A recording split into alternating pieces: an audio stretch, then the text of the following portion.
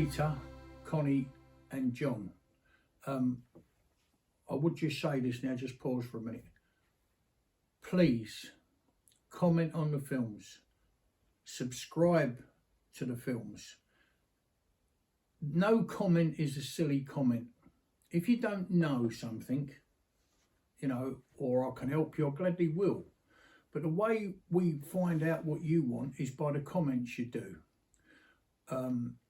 And if you know, friends with me on Facebook or whatever they do that thing, you know, I can then people phone up from around the world and have a chat, you know, because you can do it on Facebook. Then cost anything to do it.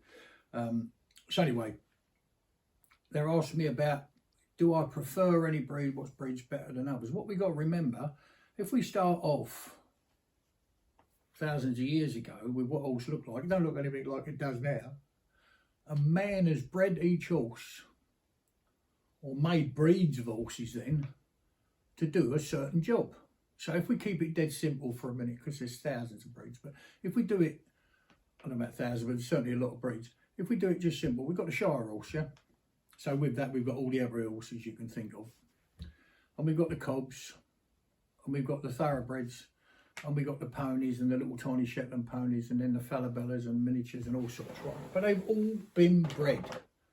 So they were bred for a specific reason. What I think has changed in recent years, horses are now being bred that are more dual, or maybe years ago, horses were bred more to do one thing.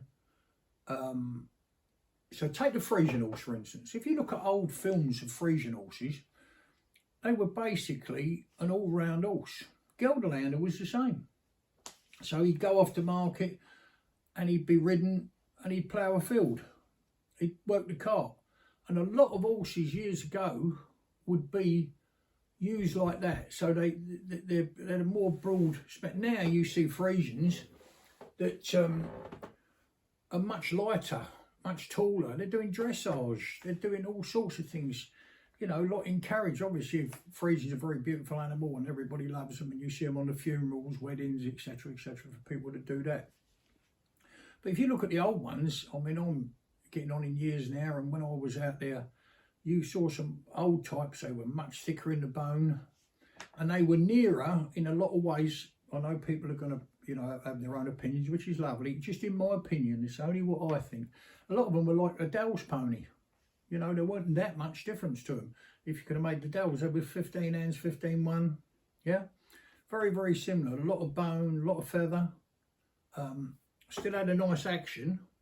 So that, and then people say, you know, what can you draw? We've broken with one film. I'm sure we've got a clip we can show you of a thoroughbred. We've had an operation on it, sinus operation, and honestly, we've done just had one eye thoroughbred. We've done a thoroughbred of 17 years old. The lady couldn't ride it anymore. She had arthritis, so she said, could we break it to harness? And we broke it at 17, and certainly she was, well, I don't know how old it'd be now, 20, I suppose, and she's still driving it. So I don't really see that there's, what do I like? The trouble is, what I like, you know, what I liked, let's say 30 years ago, what I liked was a good Welsh cob. Old-fashioned Welsh cob. Heavy made, strong, do both jobs, carry weight, work all day, you know, horse that was a real good horse. And they're not saying they're not now, but they are different, far, far different. Any of the old show photographs, and, you know, back in the 40s, 50s, you see the ponies have changed dramatically. One of the nicest ponies I like is a fell pony. Got to say, I do like a fell pony. I suppose if I wanted to retire, and I'd probably have a fell pony and a nice pickering float, and that would do me, you know, because you go and get your shopping in it, couldn't you? Have a ride round. And yeah, I'd probably do that. But there's no breed I don't like. There's no breed. But if you look at the Gelderlander, it's the same. Gelderlander had a big Roman nose, you know, big head on it. You know, I had a couple 35 year ago, 2 chestnuts. Don't think I've got any film of them, but they was big lumps of horses. They were massive. And I mean, seriously big. great big knees on them, and you know, short in the cannon bone. They was really, really good. So, and I drove them, but they could pick their feet up and go. You know, they weren't by any means sluggish. They were really nice. So, no particular breed that I think is better than others because they've been bred for a reason. Like when I was out in, I said, well, Harry, we just had a horse called Harry. I liked Harry. Harry was an Arab. I suppose it stuck because it was Harry the Arab, you know what I mean? Now, when you look at that horse, you'd think that was a ball of fire. You really would.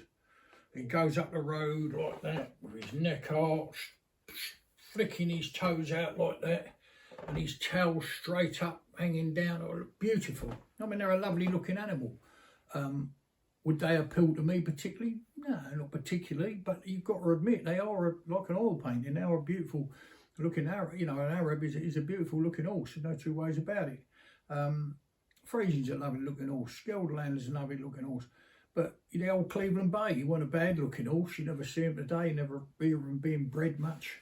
And I can remember going to Wales as a child, and there were certain men that would breed big Welsh cobs, and I think, I might be wrong, I think they used to do them as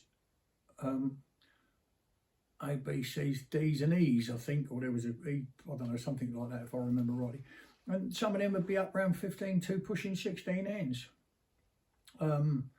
Horses, I had two not so long ago, two big chestnut horses. They were 16 hands, big horses. They were lovely for the job, real good, strong, work all day, you know. And so each one's been bred. When I was out in Canada, I was very lucky to have a special invite to go to the Stampede in Calgary, and I was taken round to, because there were stables all the way around, massive amount of horses here. And I went to the chuck wagons, you know, where all the chuck wagons stabling. And they're all blood horses, all thoroughbreds. And they go flat out with them chuck wagons, I mean flat out as fast as a horse could move. They wouldn't go any faster with someone on their back, and they would be flat out teams of 4. And that's hard going. That chuck wagon racing is hard on horse, but they seem to stand up to it no trouble at all. And you think with them spindly legs, I don't know, would they do it? They certainly do, yeah. But I think years and years ago, say 100, I don't know, 70 years ago, 100, horses back then were, one breed would still do a lot of things. He'd be ridden, he'd be driven, yeah. He'd do farm work, he'd pull timber, because a man's not going to keep a horse on a little small holding or farm if he can't do several things. Also, I have got some pictures, I don't know if I can find them. If I can, I'll put them up, where there's certainly two big thick made horses. Shires years ago was only like 16, 16, 1, 16, 2. There weren't the 18 hands and like that now. You only got to go back into the old buildings on a farm. Yeah, go back in the old buildings on a farm, they wouldn't have got through the door. You know, seriously. But I've seen them, and they'll have a pair of horses working, one of them be half-bred horse. Cross with a thoroughbred maybe went hunting in the winter. But he'd have to earn his job and go alongside something else. So both working away. You shoot with the Amish, they'll have a lot of horses, but they'll chuck a light one up the side with another one if they're running short. When I was out there in Pennsylvania, you could see it all the time. I went round to a lot of Amish people. And yeah, they'd have all their heavy breeds, but they'd put a light one alongside. He'd be in a team of 10, you know, pulling a whatever it might be. So yeah, no one I particularly like really. I used to like when I done my funerals. I like my horses, my Friesians. I loved them. I put a clip up of them, you know, when I used to drive, like do funerals and weddings and everything like that. That was nice.